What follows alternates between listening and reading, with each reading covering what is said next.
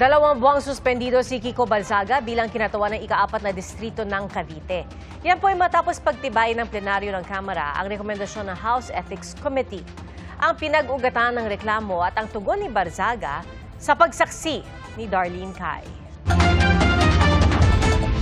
Tayo po na nakaupo, subukan nyo namang tumayo, at baka mamyaw-meow-meow.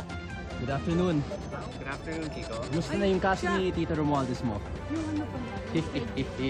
Oh, ayaw sumagot. Ayaw sumagot. Natatakot. Huwag ganyan, boss. Huwag ganyan. Nagalit na si Rep. Garin. Naging kontrobersyal si Cavite 4th District Representative Kiko Balzaga sa mga video na ito na siya mismo ang nag-post sa kanyang social media pages. Kanina, mga post din ni Balzaga ang basihan ng committee report ng House Ethics Committee na pinagtibay sa plenaryo.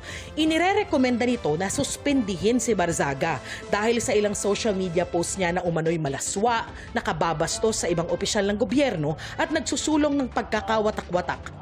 249 ang bumoto pabor at 5 ang hindi. Dahil dito, 60 araw suspendido si Balzaga dahil sa umano'y disorderly conduct o asal na hindi katanggap-tanggap para sa isang miyembro ng House of Representatives.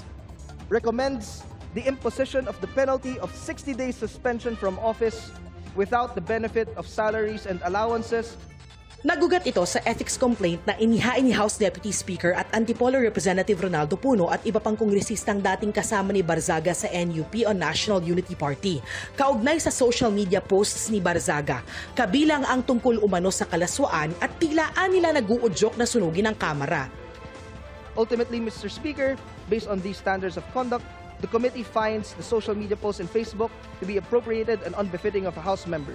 Respondents' reckless, offensive, and irresponsible use of his social media platform tarnishes the name, integrity, and reputation of the House of Representatives. Ayon sa komite, lumabag si Balzaga sa rules ng Kamara base sa Republic Act 6713 o Code of Conduct and Ethical Standards for Public Officials and Employees. Binigyan daw ng komite si Balzaga ng sapat na pagkakataong tumugon at ipagtanggol ang kanyang sarili sa mga pagdinig ng komite. Pero ayaw nilang makipagtulungan ni Balzaga. Hindi sumipot si Balzaga sa unang pagdinig ng komite dahil abala raw siya sa paglalaro ng video games noong gabi bago ang pagdinig. Bago pagbotohan ang committee report sa plenaryo, nagbigay ng pahayag si Balzaga. I wholeheartedly accept the decision of the committee, but I maintain my stance that President Marcos must be held accountable for his crimes. Whatever punishment may fall upon me and others who stand against this president who has lost his constitutional mandate of serving the people is inconsequential in relation to the amounts of lives and futures that will be saved when President Marcos leaves Malacanang. He took the deaths and imprisoned Point of order, Mr. Speaker. Pero namatay ang kanyang mikropono. I would also like to put on record, Mr. Speaker, that the respondent has been given an opportunity to explain his defense at the proper forum, and we have accorded him that, Mr. Speaker. Sinubukan ni Navotas Representative Toby Tiangco na magtanong tungkol sa committee report pero hindi na siya pinahintulutan. Mr. Speaker, can we know from the chairman if he's willing to yield to a few questions or not? No? No? Not willing to yield questions? Mr. Speaker, I reiterate my motion to call the roll of members for nominal voting immediately. Pagkatapos ng botohan, ipinaliwanag ng ilang kongresistang bumoto ng hindi pabor sa committee report ang kanilang boto.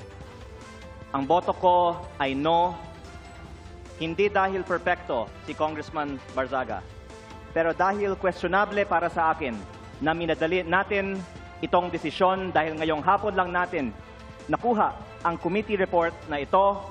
Hindi po sa pamamagitan ng aksyong ginawa natin kay Representative Balzaga, mababawi ang kredibilidad ng ating institusyon. What we need is to bring the public's trust back in this House, and this representation firmly believe that this move will not help us to move in that direction. Habang suspendido, walang sweldo o allowance si Balzaga. Patuloy namin kinukunan ng pahayag ang sinuspending kongresista. Bukod sa 60-day suspension, binalaan din si Balzaga na ang pag-ulit sa kaparehong asal ay magre-resulta sa mas matinding parusa.